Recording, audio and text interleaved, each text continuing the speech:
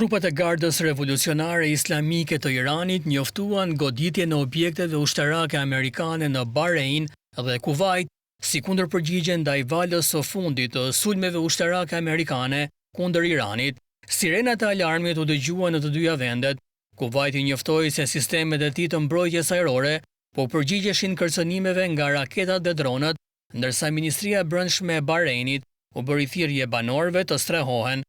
Më herët Shtetet e Bashkuara ndërmorën një valë të re sulmesh ndaj Iranit dhe hoqën një përjashtim nga sanksionet që i lejonte Teheranit të shiste naftë në rrethana të caktuara. Washingtoni e akuzoi Teheranin se ka sulmuar anije tregtare në ngushticën e Hormuzit, duke vënë në rrezik armëpushimin e brisht mes dy vendeve.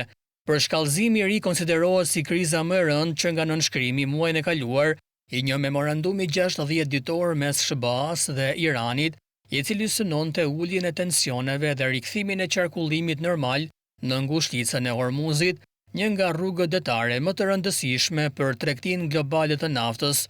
Ushtria amerikane tha se sulmet u kryen si kundërpërgjigje ndaj sulmeve që sipas saj Irani kreu ndaj 3 anijeve tregtare në ngushticën e Hormuzit.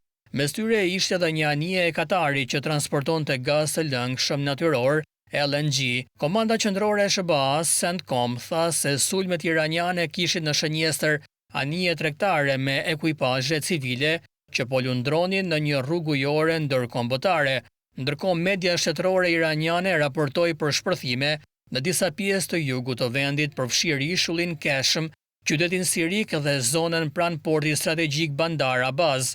Krahas sulmeve ushtarake, Shtetet e Bashkuara rikthyen edhe presionin ekonomik ndaj Teheranit. Departamenti amerikan I Thesarit shfuqizoi autorizimin që I lejonte Iranit të shiste naftë në kuadër të lehtësimeve të përkohshme të sanksioneve të miratuara pas memorandumit të mirëkuptimit muajin e kaluar.